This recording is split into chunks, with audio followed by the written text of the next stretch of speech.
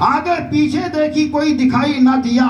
کہتی میں غور کرنے لگی آخر یہ آواز کہاں سے آ رہی ہے. تو غوث اعظم کی ماں یہ کہتی ہے میں غور کرتے کرتے اس نتیجے تک پہنچی کہ وہ آواز کسی اور جگہ سے نہیں بلکہ وہ آواز ان کے پیٹ ہی سے آ رہی ہے, اور ان کے پیٹ کے اندر رہنے والا بیٹا ان کا اللہ اللہ کہتا جا رہا ہے.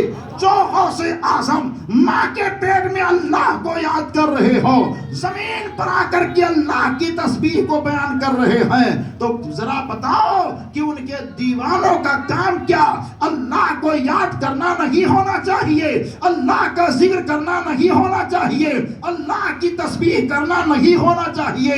آج ہماری غفلتیں کیسی ہو چکی ہے, آج غفلت کے پردے ہمارے ذہنوں پر کیسے پڑ چکے ہیں. ان باتوں کو نظر میں رکھو.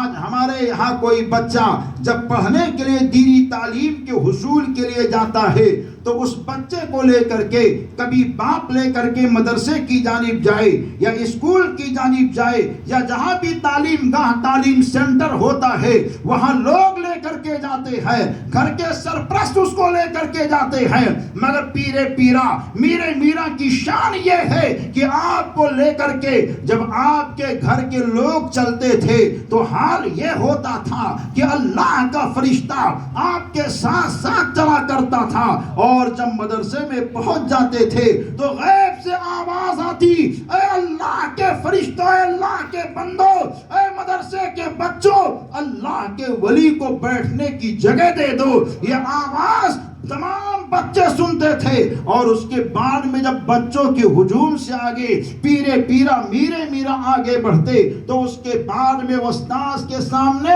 جیسے ہی بیٹھنا چاہتے تو استاذ آپ کے استقبال کے لیے کھڑے ہونا چاہتے, مگر پیرے پیرا میرے میرا استاذ کی شان کو بتاتے ہوئے اشارے ہی اشارے میں کہتے آپ تشریف رکھیں. جب آپ بیٹھ گئے پہلے دن تو پہلے دن کے ساتھ معاملہ ایسا درپیش آیا کہ حضور پیرانے پیر غوث اعظم دستگیر کو ان کے استاذ نے کہا بیٹا پڑھیے بسم اللہ الرحمن الرحیم. تو سرکار پیرے پیرا میرے میرا اپنے استاذ کے سامنے بغیر دیکھے قرآن مقدس کے 18 پارے ایک ہی نشست میں پڑھ کر کے سنا دیا کرتے ہیں.